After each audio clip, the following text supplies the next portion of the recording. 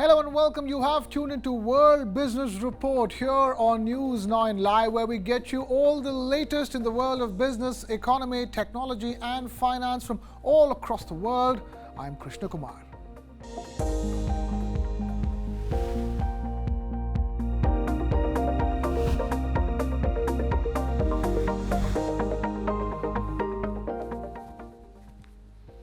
We begin in the US, where the US House of Representatives passed a bill aimed at cracking down on TikTok, which would force its Chinese owner ByteDance to divest its US assets within 6 months or face a ban. Now, this measure was prompted by concerns that the Chinese government could access the personal data of over 170 million American users through TikTok, owned by ByteDance. Democratic and Republican lawmakers in the US Congress have expressed concerns about potential surveillance and manipulation, and this bill faces uncertainty in the US Senate, where some senators prefer a different approach to regulating foreign-owned apps with security concerns. 2/3 being in the affirmative, the rules are suspended, the bill is passed. The U.S. House of Representatives on Wednesday passed a bill cracking down on TikTok. If it were to become law, the measure would force the app's Chinese owner to divest its U.S. assets in 6 months or face a ban. American lawmakers from both parties have raised alarms that through the Chinese-based parent company ByteDance, the Chinese government could gain access to the personal data of more than 170 million American users. Democratic Congresswoman Anna Eshoo. They can weaponize this data to exploit and manipulate Americans through surveillance and disinformation. The vote comes a little over a week since the bill was proposed, and after action in Congress had stalled for more than a year. Ahead of Wednesday's vote, Beijing accused Washington of bullying, and there's plenty of opposition at home as well. Republican Congressman Dan Bishop. The proper relationship between government and citizen in the United States is that the citizen decides what to be exposed to and what ideologies to embrace and consider, and is always free to engage in expression, including across international boundaries. Democratic and Republican lawmakers said their offices had received large volumes of calls from TikTok users who opposed the legislation, with the volume of complaints at times exceeding the number of calls seeking a ceasefire between Israel and Hamas in Gaza. And last month, President Joe Biden's re-election campaign joined TikTok. But last week, Biden said he would sign the bill if it came across his desk. White House National Security Advisor Jake Sullivan said on Tuesday the goal was ending Chinese ownership, not banning TikTok. Do we want TikTok as a platform to be owned by an American company or owned by China? Do we want the data from TikTok, children's data, adults' data, to be staying here in America or going to China? That is the fundamental question at issue here. The bill faces a more uncertain path in the U.S. Senate, where some senators favor a different approach to regulating foreign-owned apps that could pose security concerns. Right, after a ban in India, looks like TikTok is set to get a ban in the US as well. But moving on, the emergence of generative AI like ChatGPT has sparked a competitive race among tech giants like Google, Meta, Amazon and Microsoft to develop their own LLMs or large language models. Elon Musk predicts that artificial intelligence will surpass human intelligence by the year 2029, a view echoed by futurist Ray Kurzweil. Both of them attribute this rapid progress to exponential advancements in computational power and algorithmic sophistication, suggesting that artificial intelligence could reach human-level intelligence within the next 5 years. Now, Kurzweil had foreseen this possibility as far back as the year 1999. Elon Musk wrote in a post on his platform X, formerly known as Twitter, and I quote him over here, "AI will probably be smarter than any single human next year. By 2029, AI will probably be smarter than all humans combined." Unquote.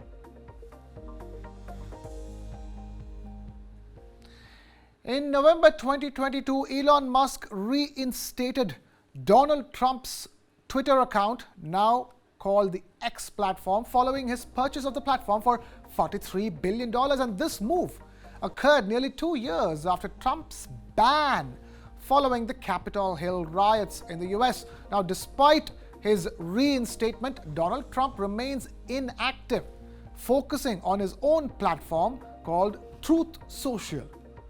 Recently, a user on X advocated for Trump's return, prompting Elon Musk's agreement to it. This sparked mixed reactions among users, with some questioning the move due to Trump's vested interest in the Truth Social platform. Elon Musk's decision to reinstate Trump's account came after a poll on the microblogging site where 51.8% voted in favor of the decision. Now, despite that, Trump expressed little interest in returning, preferring to focus on Truth Social.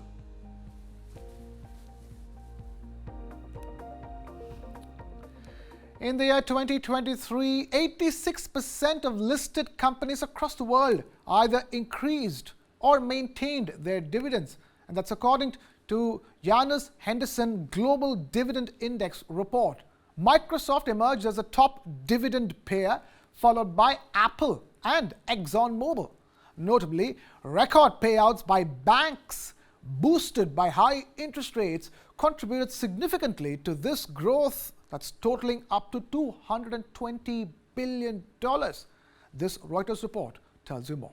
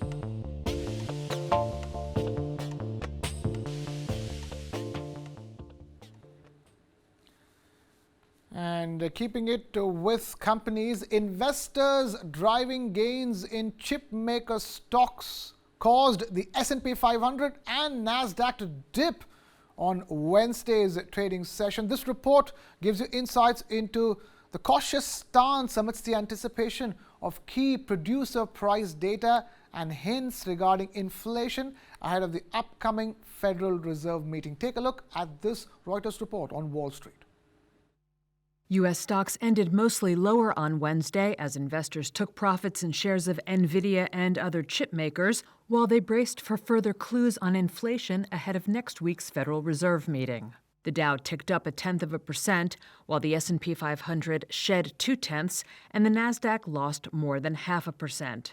U.S. producer price data for February, due on Thursday, could offer further insight into when the U.S. Federal Reserve might start cutting rates.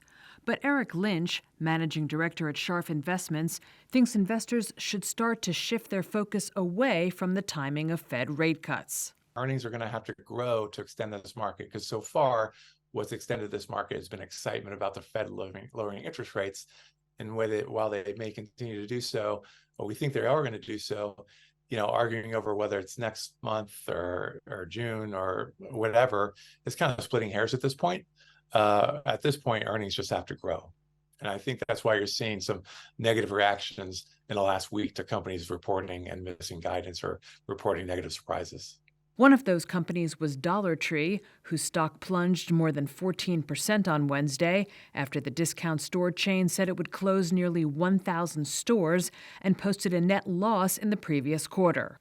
McDonald's shares fell more than 3.5% after its chief financial officer said the fast food giant's international sales could fall sequentially in the current quarter, pressured by the Middle East conflict and weak demand in China. And Intel shares fell nearly 4.5%, with Bloomberg reporting that the Pentagon had pulled out of a plan to spend as much as $2.5 billion on a chip grant to the company. I want to put the focus on the world aviation industry, where in a cautionary announcement, American carriers expressed concerns about the uncertainty surrounding their capacity expansion plans. The delays in jet deliveries from Boeing are in doubt as the hit to the airline industry from the plane makers' safety crisis worsens. Take a look at this.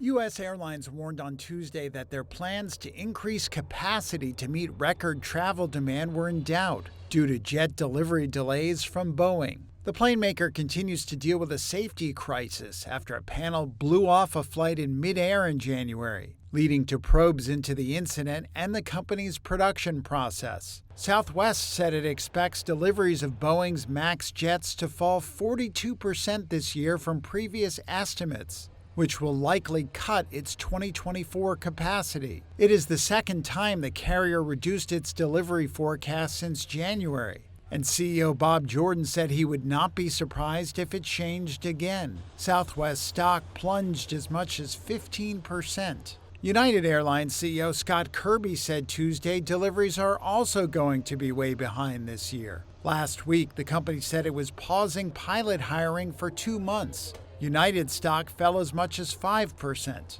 But shares of Alaska Air Group fared better Tuesday, rising as much as 4%. The airline, which operated the 737 MAX jet, which lost part of its fuselage in mid-flight, said its 2024 capacity plans were still in flux due to the Boeing crisis. The plane manufacturer shares dropped as much as 5% after the New York Times reported that the recent FAA audit of its 737 MAX production found numerous problems.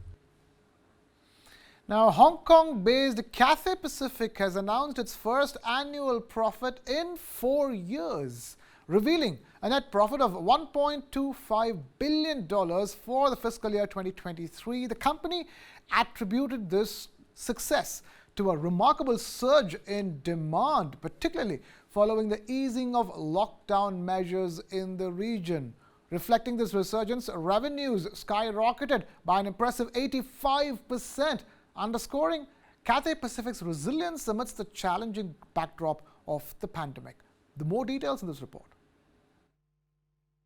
Cathay Pacific has posted its first annual profit in 4 years. The Hong Kong airline said Wednesday that net profit hit $1.25 billion in 2023. It benefited from a surge in demand following the end of lockdowns. That saw revenue surge by 85%. The carrier had been battered by a slump in demand during the pandemic. That drove heavy losses and major layoffs. It was forced to take a $5 billion rescue package from Hong Kong's government. But now the airline says it's ready to pay ordinary shareholders its first dividend since 2019. Shares in the firm leapt over 6% following the news, sending the stock to its highest since early 2020. Now the airline aims to be operating 4/5 of its pre-crisis flights within the second quarter of this year. It then wants to hit 100% early in 2025. Cathay has restored services more slowly than close rival Singapore Airlines. It's been hindered by longer-lasting quarantine rules and a need to hire back laid-off staff.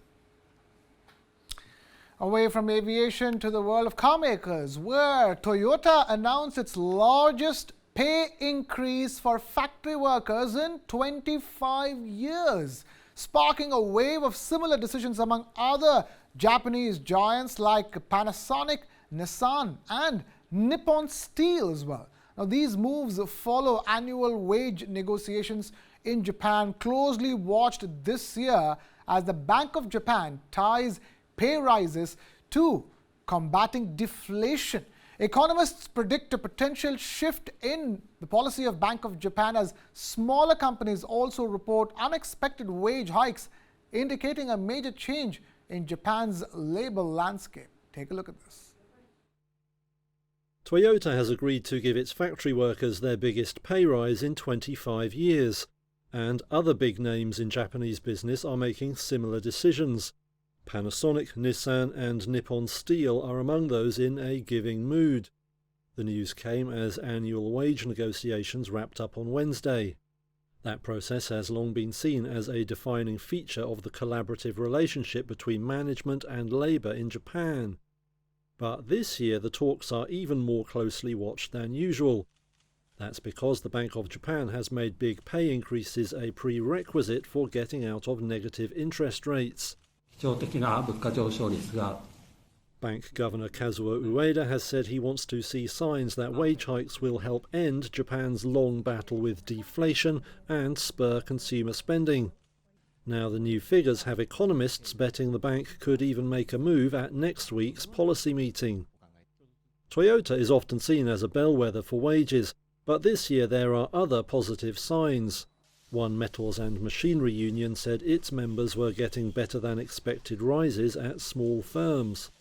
That's critical, since smaller companies employ 7 out of 10 workers in Japan. Union grouping Rengo says overall hikes could exceed 5% for the first time in 31 years. Economists see domestic labour shortages and inflation as among the drivers. Now, despite a challenging economic climate and heightened competition, Volkswagen anticipates a 3% increase in car sales this year, a decline from the previous year's figures. The German giant also anticipates a surge in vehicle orders across Western Europe in the coming months, driven by the launch of new models, particularly those featuring fully electric technology. Volkswagen expects car sales to slow down this year. The German auto giant sees a 3% rise in sales over 2024. That's down sharply from last year, when deliveries rose 12% to 9.24 million vehicles. VW blames a gloomy economic outlook and growing competition, but added it was still confident about the year ahead. The automaker joins rivals in warning of a challenging year. Last month, Stellantis also predicted a turbulent 2024. However, VW expects a vehicle order boost in Western Europe in the coming months from new models, including fully electric ones. The company recently launched the electric ID.7 and plans a record 30 more new models this year. It said it had started the new year with a clearly positive trend compared with the start of last year. The new EV launches come as demand growth for electric cars has slowed. German rival Mercedes-Benz said last month it was delaying its electrification goal by 5 years, and said it would keep revamping combustion engine models. VW CEO Oliver Blume said EVs were the future, period, but he added the car maker is flexible enough to adapt to changes in different markets. Keeping it with the German car makers, German luxury car maker Porsche announced that it anticipates a dip in profitability in the year 2024. This projection comes as the company shifts its attention towards the introduction of 4 new models. This report tells you more. Porsche is shifting into a lower gear. The car maker said Tuesday that profitability would be cut this year as it worked on launching 4 new models. It expects margins of up to 17%, slightly down on both analyst forecasts and last year's figure. Analysts at Citi called the outlook disappointing. Porsche says this will be the biggest year for new product launches in its history. That will include new versions of its 911 sports car and its big-selling Macan SUV. It still expects profit margins to exceed 20% in the longer term once it gets through the current costly phase. For now, though, the muted outlook chimes with one from parent firm Volkswagen. It has said sales growth will slow this year, hit by headwinds including a weak global economy, stiffer competition and higher costs. For 2023, Porsche posted sales of just over $44 billion, in line with estimates. But its stock is barely up this year, left in the dust by rival Ferrari. Shares in the Italian brand are up around a quarter so far this year. Now, keeping it with the auto space, Xiaomi, renowned for its prowess in manufacturing mobile phones, is now gearing up to venture into the electric vehicle market. The Chinese company is set to start deliveries of its inaugural SU7 sedans this month, marking its entry into the automotive space. The official price of the much-anticipated EV will be disclosed at a launch event scheduled later this month. This report tells you all about it. Xiaomi is better known as a phone maker, but now it's about to start deliveries of its first electric vehicles. The Chinese firm says customers will get its initial SU7 sedans later this month. It says it now has 59 stores in 29 cities nationwide ready to take orders. A price for the vehicle will be revealed at a launch event later in March. Shares in the firm were up 10% by early afternoon following the news. But Xiaomi is venturing into the Chinese EV market at a tough time, with makers engaged in a fierce price war. Tesla started it in a bid to revive sales, but local rivals including market leader BYD have fired back with cuts of their own. Xiaomi hopes that it can win an edge through technology. The company claims its advanced electric motors beat Tesla on acceleration. Its cars also share an operating system with the brand's handsets. For Xiaomi, it's all part of a move to diversify away from a stagnating smartphone market. The firm has pledged to invest $10 billion into cars over the next decade. It's one of the few new entrants to gain approval from Beijing, with authorities concerned over an apparent supply glut for EVs. Xiaomi cars will be made by a unit of state-owned automaker BAIC in a factory with an annual capacity of 200,000 vehicles. Inditex, the parent company of famous fashion label Zara, announced on Wednesday a remarkable 11% surge in sales during the first half of the spring season after the Spanish fashion giant surpassed its rival H&M's annual sales growth. Here's more. Inditex sales jumped 11% during the first half of the spring season, the Zara owner said Wednesday. It means the Spanish fashion giant continued its winning run against key rival H&M. Inditex widened its lead over the Swedish retailer as it delivered fashion trends faster from nearby suppliers. It was also able to sell more clothes at higher prices to upmarket shoppers. These moves have helped counter the fast growth of Chinese rival Shein. But sales are now growing at a slower speed as the pace of price rises moderates.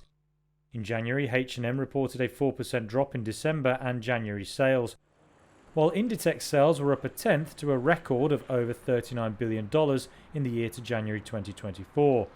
Those results were in line with analyst expectations. Inditex's core brand Zara began to raise prices earlier than H&M in response to surging inflation. But over 2 years, Zara has raised average prices at a slower pace than H&M and others. That's according to retail intelligence company Edited. It said the average price of apparel in stock at Zara for spring this year is 11% higher than 2 years ago, while stocks at H&M and rival retailer Mango are both up 20% versus 2 years ago. German sportswear giant Adidas reported its first loss in over 3 decades in the year 2023, marking a major downturn as CEO Bjorn Gulden works to steer the brand back on track following a fallout from breaking ties with rapper Kanye West. This report tells you more. Adidas posted its first annual loss in more than 30 years on Wednesday. The German sportswear giant lost just over $63 million, marking its first year in the red since 1992. It proved a challenging first full year in charge for CEO Bjorn Gulden. He had to deal with the fallout from breaking ties with Kanye West. Adidas suspended sales of the rapper's highly profitable Yeezy sneaker line in 2022. Gulden resumed sales to clear remaining stock while trying to boost popular products like Samba shoes. Adidas shares have recovered and overtaken Nike and Puma since Gulden took over. The firm said it expects its underlying business to improve in 2024 and sees double-digit growth in the second half. Adidas aims to claw back market share from rivals even as consumer appetite for sportswear declines. It's benefited from a trend for low-rise sneakers like the Samba and Gazelle lines and ramped up production. That trend helped footwear sales grow by 8% in the fourth quarter, even as apparel sales fell 13%. Adidas sees sales this year falling in North America, its second biggest market, but it expects a strong recovery in China, with sales there forecast to grow at a double-digit rate. Away from fashion to toy maker Lego, which defied all challenges and achieved sales growth for its colorful plastic bricks, even in the face of a downturn in sales in China. The company not only navigated a challenging toy market, but also secured a larger market share, marking a significant achievement in the industry's most subdued period in 15 years. Lego sales were up last year despite a drop-off in China. It also grabbed market share in what the firm called the most downbeat toy market in 15 years. That was the update from the Danish giant Tuesday. Lego said the world's toy market fell 7% in 2023, but consumer sales for its colourful plastic bricks rose 4%. It was driven by strong growth in the United States and Central and Eastern Europe. Lego revealed total revenue grew 2% last year to $9.65 billion.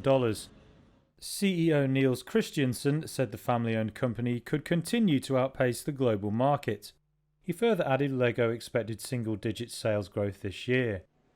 Its main rivals, Barbie maker Mattel and Hasbro, maker of My Little Pony, have both faced tepid sales due to persistent weak demand. Lego has invested heavily in expanding production capacity and opening new stores over the last few years. It opened 147 in 2023, bringing its total number of stores across the world to over 1,000. More than half of the new openings were in China, where the number now exceeds 500. But sales in the country fell due to what the Lego CEO called macroeconomic factors. Shifting focus away from toys to the world of showbiz, where music icon Lenny Kravitz unveiled his new star on the Hollywood Walk of Fame. He recently received the Music Icon Award at the 2024 People's Choice Awards and is nominated for the 2024 Rock and Roll Hall of Fame. Kravitz also announced his upcoming album Blue Electric Light, describing it as a new beginning and the next wave of expression. Take a look at this. To the Hollywood Walk of Fame, Lenny Kravitz!